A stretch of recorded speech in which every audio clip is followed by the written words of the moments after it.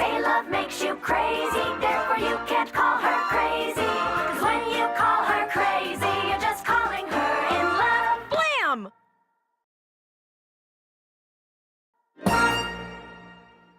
Hey guys, it's coming over the first half of the season of Crazy Ex-Girlfriend. This, of course, is Season 2. Now, I meant to review this season on Friday, but I just didn't get the chance to. I was really tired that day. And I definitely am very happy to finally review this season because you guys know Crazy Ex-Girlfriend is one of my biggest surprises of last year's fall season as well as the TV season in general. I found that show to be highly entertaining, but also very effective and telling some really great stories, and I was really looking forward to seeing what this season was going to be, but I was also a little bit worried because of how great the first season was. I was worried this was going to be one of those sophomore slumps, and I'm happy to say that that's not the case at all. In fact, it's the complete opposite. Crazy Ex-Girlfriend Season 2 is not only better than Season 1, but it takes all the best elements of Season 1 and kind of retcons them and makes it into a completely different show that actually works really, really well, and really does show where the true relationships really, what they're really all about. And that's something I really did love about this first half of the season, but let's just get into this season because there is so much to talk about. I mean, there is so much that happens in these first 7 episodes, and it's pretty crazy to believe this is only the first half of the season because it seems like so much has already happened, but let's just get right into it, starting off with Rebecca's plot. So, as we know, last year, we ended on a huge cliffhanger at the end of Season 1 with Rebecca essentially telling Josh everything, that she moved to, West Covina for him, and that it's always been him, and that she's always wanted to be with him, and my prediction is that he was going to run away. That's what I thought was going to happen. I thought that she would have destroyed the entire relationship, but that's actually not what happens. They end up talking it over, and Josh at first is obviously a little bit creeped out, but he kind of understands her, and he understands where she's coming from, and he actually agrees to kind of start trying a relationship with her. So Rebecca kind of gets what she wants in the first half of the season, and they make you think that this is going to be what the season's about. Just from that intro, they make you think that this is going to be the season where Rebecca and Josh are together, and for the first 3 episodes, that's exactly what it is. We see Rebecca and Josh, and things are not great between them. We see Josh is kind of having a hard time moving on, from Valencia, because obviously he thought Valencia got kind of crazy, but he's having a hard time doing that, as well as trying to adjust to Rebecca's needs, because catering to Rebecca's needs is not the easiest thing to do, as we know. She has pretty high standards when it comes to relationships, and she wants him to move into her apartment, and she starts to bring all his stuff there. She tries to adhere to what he's doing, and at first it's really not working. She doesn't really know if this is really going to work out between them, and Paula's trying to tell her that, you should probably try to step back from Josh a little bit. That's not the best thing to do. But she decides to continue, bonding with Josh and everything, even though she knows that's probably not the right thing to do. She still continues to bond with him. You can tell that he's a bit creeped out, but I did like that by the end of this episode, they do agree to kind of stay together. I like the way that was done overall, and I definitely really did like that. But also in this episode, we finally answer the question of where Greg has been, because we really didn't know where Greg was going to end up at the end of last season, and Rebecca, is trying to figure out what's happened to him and where he's gone, and we end up basically seeing Greg. They go to the support group, and Greg is now in Alcoholics Anonymous, which I'm not surprised by at all. Greg, was heavily drinking last season. You could tell he was doing it to cope with, where his life has taken him, and Greg is now an alcoholic, which, again, this isn't a very surprising direction, but I think it probably is the right direction for his character, and again, this is something where, really, like I said, this is really the aftermath of what Rebecca has done. All of the craziness that Rebecca did to him, her leaving him, this is all from that, and obviously this has really gotten to Greg, and you definitely do see that here. So that was definitely sad to see, but I thought overall this was a really good start to the season. I definitely really did enjoy this first episode overall, and I'm happy to say that after this first episode, every episode kind of gets better after this one. Because episode 2 really, I think, is when the season really starts to kick off. Even though we had some great stuff in episode 1, episode 2 is where we really start to kick things off. First of all, in episode 1, Rebecca and Paula are very much separated this season, and that's something I really did love with the season, that this season really does become kind of an ensemble show. Now, Paula has her own thing going on, which I'll get into in episode 2, but a lot of episode 2, Rebecca is kind of to the side, but it focuses very much on her wanting to basically try to get into the same things that Josh is getting into, which she really doesn't know a lot about, but she decides to try ping pong because he's very much into it, and she doesn't know what the hell she's doing, but she decides to start playing ping pong anyway. He can tell that she really has no idea what she's talking about, but nevertheless, she continues to try to play ping pong and do well and everything, so you can tell that it's really not working out for her in the best way that, he wanted to. I did like the way that he told her to just be her, because you can tell that he likes her because of who she is, and that's something I definitely I definitely really did like the way that turned out with her, playing ping pong and him not really as into it. I like the way that went overall, and I like the way they did bond over that. That was definitely very interesting to see. And the way that, again, she's trying to cater to his needs is, again, you can tell how overbearing things really are. But it really is episode 3 when things start to go really, really wrong, because Rebecca has so many things going on in episode 3. I mean, between this love triangle she now has with Greg, because Greg does find out, in episode 2, he's trying to go over being an alcoholic, but he does find out in episode 2, and I like that Josh told him that him and Rebecca are now together, and I like that he told Greg that was going on. Now, Greg is obviously upset about this, but he's not really mad at Josh. He's more disappointed in what's going on. I did like his reprise of I Could If I Wanted To, because, in reality, he wants to punch Josh in the face. In reality, he wants to say all these things to Josh, but he's not going to because he wants to be a good friend, and I did like the way that scene was done. You can tell this really does hurt Greg, because he really did care about Rebecca. I think that he definitely did kind of want to be with her, and he still does like her. You definitely can tell. And episode 3, this is when things really go wrong. But even though episode 3 things go wrong, it might possibly be the best episode of Crazy Ex-Girlfriend we've ever had.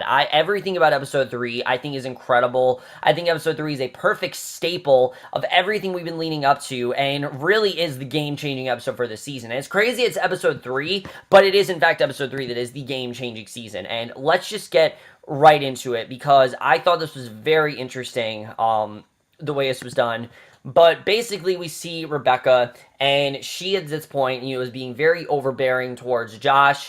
She's having all these sort of, she has this love triangle going on with Greg, so she really doesn't know what to do about that. And at the same time, she's trying to keep Josh to herself, and she starts to get the fear that she's pregnant, because her period hasn't come yet, so she starts to think that she's pregnant, and she goes to Josh, tells him that they're gonna have a baby and everything, and that she's pregnant, and she has this whole thing where she says, they're gonna have a baby, but then, literally 5 seconds later, she realizes that she's not pregnant, that her period actually has come. She does this whole song about period sex, and it obviously freaks him out. I mean, think about it, she first said she was pregnant, then she said she was not. This obviously is way too much for Josh to handle, and he just can't take it anymore. So after this, he actually does, surprisingly, end up breaking things off with Rebecca. And I was shocked that this happened in episode 3, but yeah, he tells her that I'm going to walk out, and he lets her know that this is not a temporary thing. This is not a fight. This is a goodbye. This is not something where, they're going to fight and they're going to make up.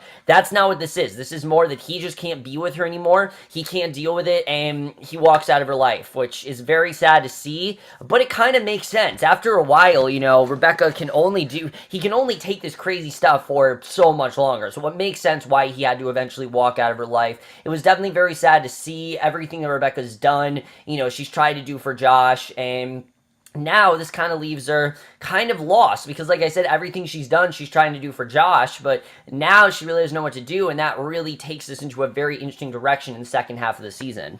So, the picture, Rebecca now starts to think that Greg should be the one that she should be with, that maybe it was her and Greg all along. She starts to have fantasies of her and Greg being together. Paula even tells her that maybe Greg should be the one that she should be with, and that she always told her that it should be Greg. So she decides to go to Greg, and they do such a good job with this scene. You see Greg approaches Rebecca, and there's a warning, there's like a danger sign right there that's saying, no, this is not a good idea, don't do this. And I knew that definitely something was going to happen here, because he goes up to her, and it seems like these two are going to get back together. They talk about how much they love each other and how much they want to be together and how they kind of want to run away together. So it seems like Greg and Rebecca is in fact back on. It seems like these two are going to get back together. But in this episode, we see Greg going to his father, who, as we know, he doesn't really despise, but his father has held him back from what he wants to do. Greg is someone who has always cared so much about his family that it stopped him from doing doing what he really wants to do. And by having this conversation with his father, he starts to realize that the way by turning his life around is not by doing what he's doing. He needs to make a change. He wants to turn his life around. The way you do that is to get out of Rebecca's life. And it's very sad to see what he ends up doing, but we go in this very inevitable direction where he ends up going on a plane. And Rebecca thinks that, he's going to go with her and that they're going to leave together and that they're just going to get out of West Covina. But that's not at all what he plans on doing. Instead, he's actually going to leave West Covina to go to Emory University. And I like the way that he tells her the way he's going to leave, because it's probably one of the most heartbreaking moments in the entire show, honestly. He tells her straight out that, he loves her and that, he definitely would love to stay, but he just can't. There's something there that's telling him to leave, and that it's better for them if they're apart, and maybe they'll find each other again someday, but right now they need to be apart. And not only is this Greg's exit from the show, Greg's exit temporarily, this is in fact Santino Fontana leaving the show, which I was shocked about, but it kind of makes sense. When you have such a huge actor, Broadway actor like Santino Fontana, who is in fact a Broadway actor, who's constantly working, you have to expect that he's not going to be on the show forever, and apparently this was always the plan. He was always going to be on for 2 seasons, he was always going to be around since then, and Greg ends up leaving, and I was very worried, I'm not going to lie. I was very worried after Greg ended up leaving. I was surprised that he left so early, but I have to say this is probably one of the most ambitious directions the show goes, because they go in the most unexpected direction yet with this. You think that they're going to go in a direction where Rebecca's going to go after someone, but this definitely proves that the show really is not about Josh or Greg. It's more about Rebecca herself and the much more important relationships that reside along with them, which we'll get into.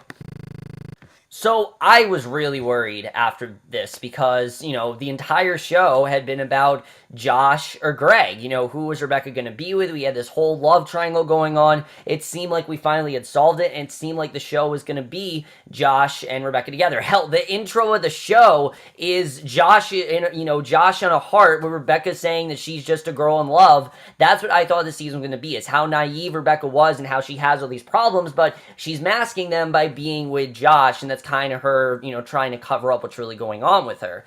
But instead, the show goes into a whole new direction that I really was not expecting at all, because we see in episode 4, now that she has left Greg and Josh, she decides that, one, she's constantly having fantasies about Josh and Greg, kind of the guilt of what she's done to them, the fact that these two have both had sex with her, the fact these two have both had relationships with her, and the fact that she's done really fucked up shit to both of them. She's broken into Josh's house to get rid of a text message. She's, made Greg into an alcoholic. She's left both Josh and Greg, and she goes between two of them like it's nobody's business. And she knows it's wrong deep down, but she just isn't really willing to tell herself that. And we see in episode 4 that she decides to get a makeover to move on from the two of them, and it's ridiculous. She gets blonde hair and everything. Now, Heather gives her a full-on makeover because Heather actually lets her move into her apartment, and this is how they start a relationship, which I really like seeing Heather get more to do this season. I loved seeing Heather in the second half of the first season. I thought her and Greg worked great together. With her and Greg gone, she gets to do a lot more stuff on her own, and like I said, Vella Lovell, who plays her, is such a great actress. I think she does such a fantastic job in this role. I really do love her as this character, and it's great to see Heather have more to do because she's just a lot of fun. She's so cynical and really dry, but that's why she's just so fun to watch, and I think they did a really great job with her here. But Rebecca does decide to drop the makeover after a while when she realizes that this really isn't working for her and that this really isn't what she wants to do, and that she needs to be her truest self, because she gets the idea from this company, I guess. I don't exactly remember what it is. It was either like a shoe company or something in the, company that she worked at, and they kind of came up with this idea of a makeover, but she really decides that she's not for her. She ditches the makeover, and she finally gets Greg out of her head. Like, Greg and her have this goodbye in her head, which is really sweet. It is the last scene that Santino Fontana has, and it's a very hard scene to watch, but it is goodbye for Greg and Rebecca now. So then we move move into complete new territory when we see at the end of this episode, she sees none other than Valencia, and Valencia's all on her own. She's now eating carbs, and Rebecca really doesn't know what's going on, and rather than investigate Valencia, Rebecca decides to do something that she really hasn't thought of before. She decides to actually converse with Valencia, and these two start to realize that they actually have a lot in common. They've both been heartbroken by Josh, they both are kind of at a crossroads in their life, and they're both kind of crazy. Valencia is just as crazy as Rebecca, which is something I don't really think that the first season really explored. I mean, Valencia was kind of, I wouldn't say unlikable, but she was definitely more of a villain in season 1 than she is in season 2. In season 2, she becomes one of Rebecca's closest allies, and I really like this direction of her. I think it definitely is the right direction. These two, I like seeing these two bond together. It is my least favorite episode of the season, but that's only because it is one of the more transition type episodes, which the show doesn't do a ton. Almost every episode gets us somewhere, and this episode was more just an episode of her getting to know Valencia, and that was just a lot of fun to see. But at the end of the episode, they do decide to be friends, and I really did like the way that that was done here. But in order for me to talk about the next episode, we have to get into Paula's storyline, which I think is almost just as interesting as Rebecca's. Because, yes, I knew that Paula was a great character, and I always thought that, Donna Lynn Chamberlain did such a great job, playing this character. I really did love what she did on the show, but I will definitely say that, I do think that she was less of, really interesting, and she was more of Rebecca's sidekick last season. That's really what she was last season. That is not at all what she is this season. Like I said, this season is much more of an ensemble show, and that is especially true to Paula, who really is on her own this season, because she starts to realize that, now that she's not scheming with Rebecca, because Rebecca doesn't want her to do that anymore, because she's now kind of retired from that, and she sang a whole song about it for all we know, she now wants to do something on her own, and she realizes what she really wanted to do was become a lawyer. It's something that she's very good at, it's something that she could do really, really well, and it's something that she's very interested in. So she starts to go on this really interesting journey of becoming a lawyer, but things kind of go sour when she tells Rebecca to give her the papers, and Rebecca does not give her the thing to hand in to become a lawyer till after the deadline. This is something that's not a huge deal till later, but you start to see the destruction of Rebecca and Paula's relationship. That's a big part of this season, is the destruction of their relationship, but Paula, when Rebecca, like I said, the reason that Rebecca thinks she's pregnant is because Paula realizes that she might actually be pregnant with, Scott's baby, of course, and this is something that she definitely starts to, get worried about, because she obviously does not want to be pregnant, and things are kind of rough between Paula and Scott, to say the least, because he really doesn't trust her after what she's done. There's a lot of bad blood between these two. They're trying to be stable, but it's just kind of hard to do, because she's always off doing her own thing, and she does, in fact, decide to get an abortion, but she does not tell Rebecca about it. She actually keeps this from her, and it's not because of the fact that she doesn't want to tell her. It's more because Rebecca's a lot of stress going on. She doesn't want to tell her, but also because of the fact that she really doesn't trust Rebecca right now. She starts to get closer with another coworker, Sunel, who Sunel is someone who is this theater director who actually has gone through a very significant loss. He lost his wife. She committed suicide, and this is something that really has plagued him, and just like Valencia and Rebecca, Paula and Sunel start to see how similar they really are, how much they feel like a third wheel, how much they need someone else, and these two really do start to bond, and that's something that was very interesting to see with Paul, the way that he really cares about her, and the way that he kind of is very much, what she wants from Rebecca to be. Rebecca always is very manipulative towards her, Rebecca always is very destructive, but Sunel is very supportive and always takes her side, and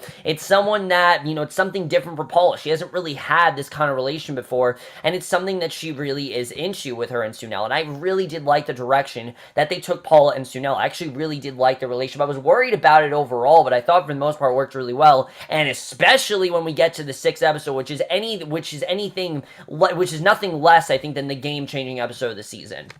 I mean, if you thought that Josh and Greg no longer being in the picture of Rebecca's love life is a big deal, that is nothing compared to episode 6, because episode 6, we see Rebecca, she has Heather, she has Valencia, these three become very close friends, and Rebecca wants to find a way to keep her relationship with Paula intact. She wants to keep Paula in that friend group, but she does probably the dumbest thing she could probably do and not tell either one about any of that. She doesn't tell Paula that Heather and Valencia are coming, and she doesn't tell Heather and Valencia that Paula's coming. I don't know why she did this, but that's just what Rebecca does, and things obviously get very awkward. Paula shows up and they're there, and things are definitely, I mean, they're not terrible to say the least, but Paula had no idea that they were coming, and she really has nothing in common with either Valencia or Heather, so she feels very out of place to say the least, and she actually ends up getting stuck in the bathroom, we see, and Rebecca tries to free her from the bathroom, but the entire time it just seems like something is brewing between them. Like, there's so much bad blood and so many secrets that they're keeping from each other,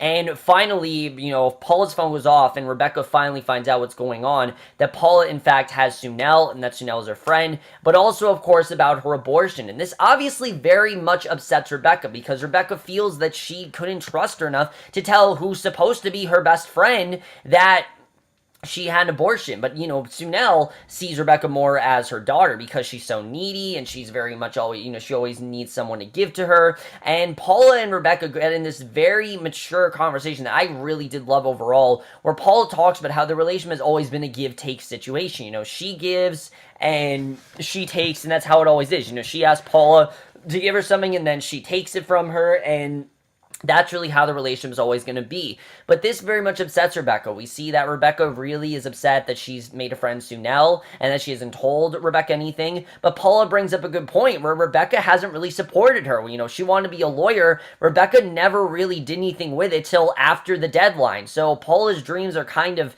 not exactly crushed, but she has less of a chance of becoming a lawyer. And it's very sad to see, but it's very realistic. You can totally understand why these two aren't friends anymore. You can understand it seems like something we've been building up to all season, and especially after all the damage that they went through last season, how together they were. It's very sad to see these two split up, but like I said, this really does show that the true relationship of the show is about Rebecca and Paula, and without them together, the show itself feels broken, but it's a good kind of broken. It's something where Rebecca gets to learn on her own. It's something where these two try to replace each other, but if there's anything that we learned in the season finale, it's that you can't, well, it's mid-season finale, so you can't really, replace each other, which we'll get into in the mid-season finale, but it's a very well done episode. I think episode 6 is probably the best episode we've had of this season by far. I loved everything about it. I think they just did an incredible job with it, and seeing Rebecca and Paula, walk away from each other at the end of episode 6 was very sad to see. You very much care about them, and it's definitely sad to see the direction that they're going in.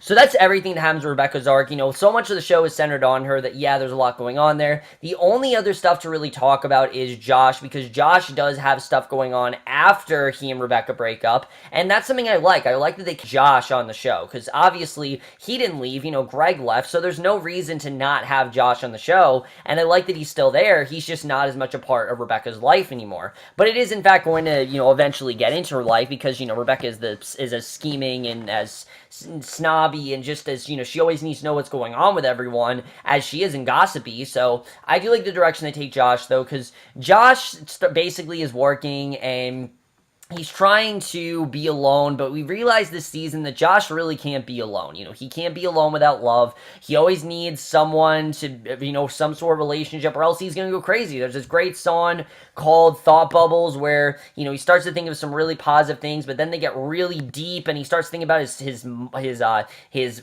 father, things like that. Is he going to be a good father? Is his mother going to die? All these crazy things, and eventually, there's this coworker, Anna, that comes into the picture, and this is someone who Josh immediately feels an attraction to, and he feels like he wants to ask her out, and these two start this relationship where he's with her, and it's really sweet overall. I like the direction that they went in with Anna and Josh, where these two really do want to be together. He starts to text her a lot, and it seems like she's going to be the new, and she's completely normal. That's what I like about Anna, is that she's a normal person. There's nothing really crazy about her. It's something different for Josh. She doesn't really have to deal with anyone that's needy like Valencia, or, controlling like Valencia, or someone who's crazy like Rebecca is. And I like that Anna isn't like that, and he obviously really does like that. That's something that he really hasn't dealt with before.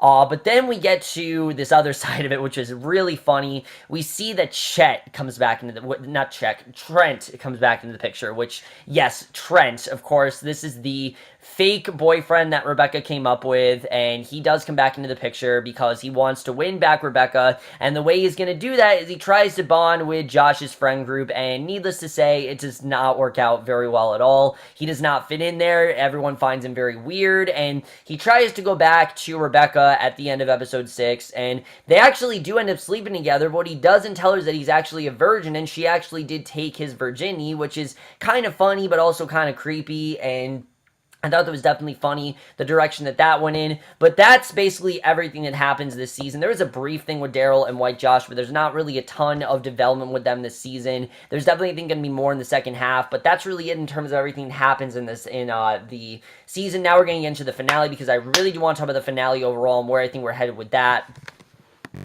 But before we do talk about the finale, I do want to talk about a couple things, like the directing and things like that. Like I said, the tone of the season is very different than last season. I think last season was a lot more hopeful and a lot more, just a lot more fantasy-like. And this season's very realistic. Like, this season definitely tells you this is the direction that Rebecca's life is going. She can't really change it, even though she really wants to. She can't really change it, and I really did like that. That's something that definitely is done very well here. And I think definitely that was a lot more consistent. The tone of the season, the jokes are more consistent, the drama is a lot more consistent, the show's deeper. Like, it was definitely deep last season, but it's definitely deeper into all of the characters, not just Rebecca, but I think all of the characters. We get deeper into their lives, we find out more about Paula, we find out more about Valencia. Like I said, in general, this is just more of an ensemble show, and that's what you should want in season 2. You should want to add more development to your characters, because we already love these characters. Let's just make us love them more, and they did that with Paula really well, and especially Valencia. Valencia was someone I was very on and off with last season. I really started to like her in the second half of last season. Then I kind of started to find her annoying. So I like that they took her in the direction they did this season, because it just makes her overall more likable, and I definitely really did like that.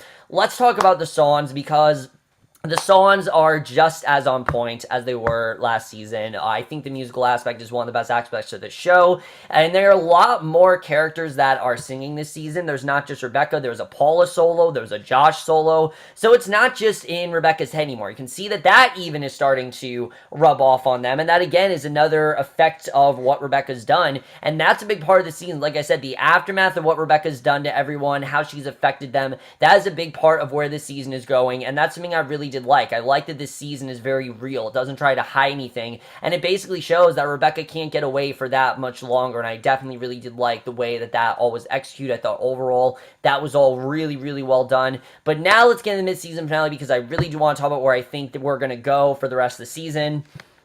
So the mid-season finale is, I think, as crazy as one could be, definitely, for this show. I think it shows how far Rebecca is willing to go, and I definitely think that we definitely do see that here, especially with Rebecca, Valencia, and Heather, because at this point, these three are the best of friends, and I like that Paula, coming into the relationship didn't ruin that. I was worried that she was going to throw a wrench into their relationship, but I didn't want that. I liked that these three had a bond together. I liked the way that was done, and I think that...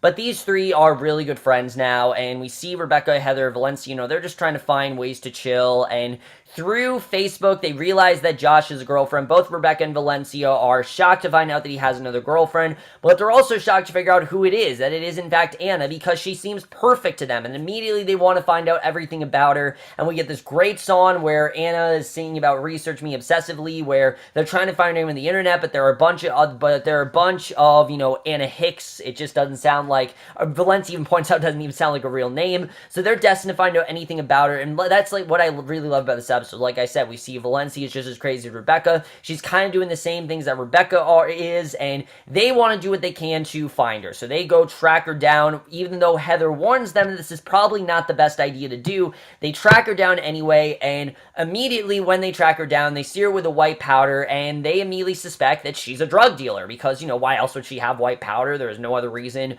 why she would have white powder, so they think that she has to be a drug dealer for this reason, and they go track her down, and we see immediately that they're wrong, because they think that she's a drug dealer and everything. They think that that Josh can't possibly have a normal girlfriend, not someone like Anna, who's so rich. Why would she like someone like Josh? And basically we see that she actually is in fact a eyebrow beautician where you put stuff on your eyebrows and makes your eyebrows grow, and this is something that they're kind of shocked to find out. They realize that they've done all this research for nothing. They realize that she's completely normal, and I like that. I like that there's nothing too crazy about Anna, that she's normal, because it's very rare that we have a normal character on the show. When, we're dealing with a show with so many fucked up characters that have all these sort of things going on with them. I mean, even Josh, we've seen that Josh can't possibly be alone. I don't know exactly what he has, but he can't be alone. He constantly is worried about things, and Valencia even says that he gives everyone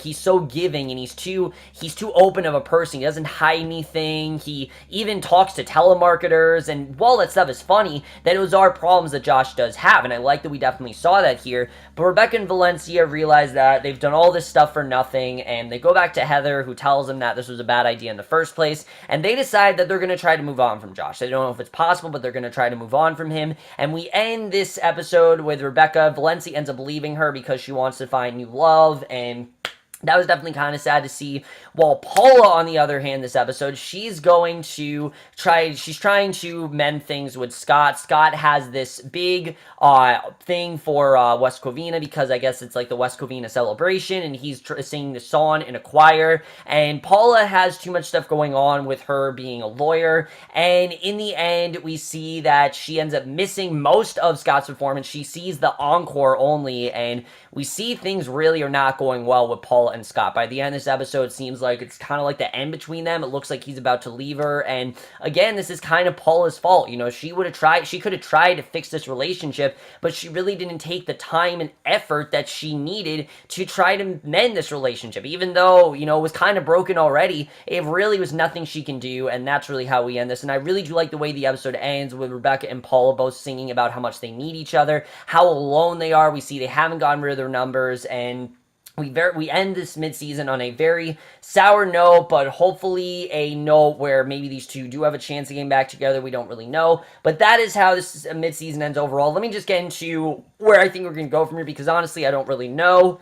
So enjoy his first half of the season. I think this was a very inventive first half for sure. They started off with this thing that Rebecca and Josh were going to get together, and then it turned out that this is actually going to be more about her and her friends, which does make more sense in retrospect. I mean, yeah, the show's called Crazy Ex-Girlfriend, but the show has always been about how she's not just there for Josh, and this season, when you take Greg out of the picture and Josh is no longer in her life, now Rebecca needs to, have something to do, and I like the way she's interacting with her friends. I like the way she's trying to repair relationships, but the big question is, how long will she be able to maintain this thing with Heather and Valencia? I feel like it's only a matter of time before she ends up isolating them, because in this show, as we know, anyone that Rebecca gets close to, she freaks them out and they run away. But Valencia is just as crazy as Rebecca, we very much see. She's just as clingy when it comes to guys. She's just as involved in their lives. She's just as controlling. She's practically the same person as Rebecca, except she's not nearly as she's not nearly as damaged as Rebecca is. But she does definitely have a lot of problems going on with her, and that's something I'm definitely interested in seeing, is how long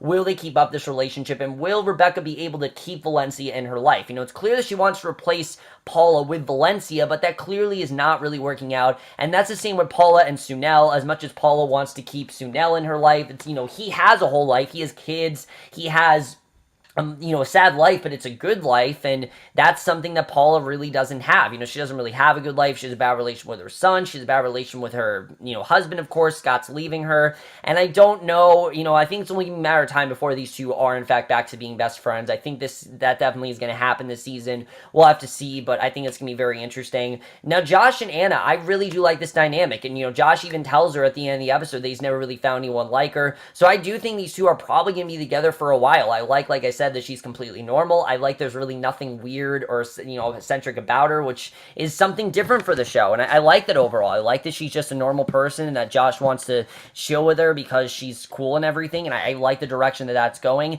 and I do like, I'm kind of happy for Josh that he actually has found someone that genuinely cares about him and is normal. It's not crazy. I like the direction that's going. You can see that Josh, he's ready for normal. He doesn't want crazy, and I like where that's going with Josh overall, so definitely really good stuff there.